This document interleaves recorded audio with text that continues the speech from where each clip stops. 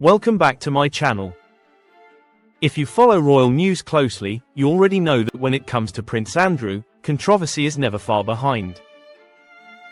But today's story goes beyond scandal and straight into chaos behind palace walls.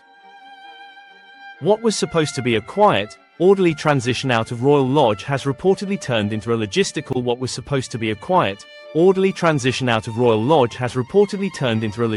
This is the story of how Andrew's alleged hoarding habits have caused major issues for staff, disrupted operations, and seriously delayed his long-anticipated exit from Royal Lodge. For years, Royal Lodge has been more than just a residence for Prince Andrew. It has been his stronghold, his refuge, and arguably his last symbol of status within the royal family. The sprawling estate, located in Windsor Great Park, is vast, historic, and expensive to maintain. From the outside, it represents tradition and privilege. On the inside, however, insiders claim a very different reality has been quietly unfolding.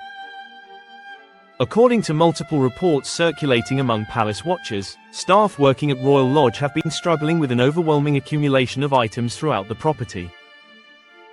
Furniture, boxes, paperwork, outdated electronics, memorabilia, and countless personal belongings are said to fill rooms that were once functional living or working spaces. Some staff have reportedly described areas of the residence as barely navigable, with narrow walkways carved between stacks of possessions. This alleged hoarding problem has not only raised eyebrows but also created serious operational challenges. Routine maintenance, cleaning, and inspections have reportedly become far more difficult. Staff tasked with preparing parts of the property for valuation or transition have found themselves unable to access entire rooms. In some cases, items have reportedly been stored for years without being sorted, catalogued, or removed. The issue became even more critical when plans for Andrew's departure from Royal Lodge began to take shape. As pressure mounted from within the royal household for him to downsize and relocate, the expectation was that the move could be handled efficiently and discreetly. That expectation, according to insiders, quickly collapsed. Staff allegedly discovered that the sheer volume of Andrew's belongings far exceeded initial estimates. What was thought to be a standard royal move suddenly looked more like a full-scale clearance operation. Packing teams reportedly required additional time, resources, and personnel just to assess what could be moved, what needed special handling, and what might need to be discarded. The delays reportedly frustrated not only staff but also senior figures within the royal administration. Every extra week spent dealing with the clutter meant increased costs, prolonged staffing demands, and continued maintenance expenses for Royal Lodge. At a time when the monarchy is under intense public scrutiny over spending and transparency, this situation could not have come at a worse moment. There are also reports that some items accumulated at Royal Lodge may have historical or financial significance, complicating matters further. Artworks, gifts from foreign dignitaries, and royal memorabilia often require careful documentation and approval before being relocated or disposed of.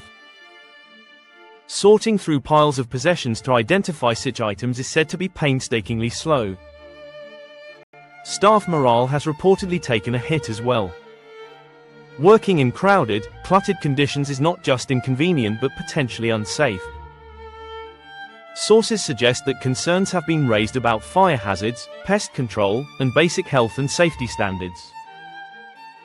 For employees who are expected to uphold the highest level of professionalism, the situation has been described as both stressful and demoralizing.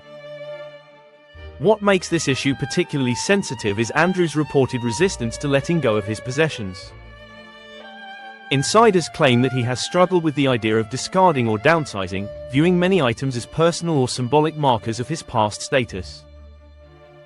This emotional attachment, while human, has reportedly clashed with the practical reality of needing to move forward. The hoarding issue has also fueled speculation about Andrew's broader state of mind. Royal commentators have suggested that the accumulation of belongings may reflect his reluctance to accept the dramatic changes in his public role and personal circumstances. As privileges have been stripped away and responsibilities reduced, Royal Lodge may have become a physical representation of a life he is unwilling to relinquish. Meanwhile, the clock continues to tick. Royal Lodge is an extremely valuable property, and any prolonged delay in vacating it raises questions about future use, funding, and oversight. The longer the residence remains occupied and cluttered, the harder it becomes to repurpose or reassign it according to royal plans. There are also whispers that the situation has caused tension between Andrew and other members of the royal family. While official statements remain carefully neutral, insiders suggest that patience is wearing thin.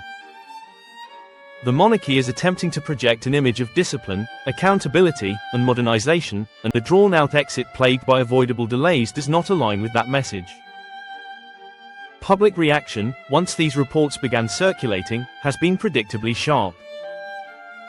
Critics argue that any ordinary tenant facing similar circumstances would be expected to comply with deadlines and standards. The perception that Andrew is receiving extended leeway has reignited debates about privilege and accountability within the royal system. Supporters, however, see a more complex picture. They argue that moving out of a residence tied to decades of personal history is emotionally difficult, especially under intense public scrutiny. They also point out that royal properties often involve layers of bureaucracy that slow even the simplest processes. Still, the practical consequences remain. Staff are reportedly stretched thin, schedules have been pushed back repeatedly, and the transition timeline continues to shift. What was once described as a straightforward relocation has turned into a drawn-out ordeal, largely due to the unresolved clutter problem.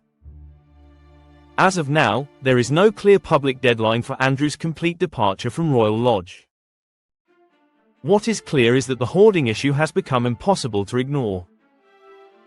It has transformed from a private inconvenience into a major operational challenge with financial, reputational, and human costs. Whether this situation will finally prompt decisive action remains to be seen. Will Andrew confront the issue head-on and allow for a full clearance of the property? Or will delays continue as negotiations and compromises drag on behind closed doors? One thing is certain, this story is no longer just about moving house. It's about how personal habits can ripple outward, affecting staff, institutions, and public perception on a massive scale. Royal Lodge, once a symbol of stability and prestige, has become a focal point for yet another chapter in Andrew's complicated legacy. As more details emerge, we'll be watching closely to see how this unfolds and what it means for the future of the property and the royal household as a whole. Thanks for watching. If you found this breakdown insightful, make sure to like, subscribe, and share your thoughts in the comments below. Do you think the situation has been handled fairly, or should firmer action be taken? Stay tuned for more updates, and we'll see you in the next video.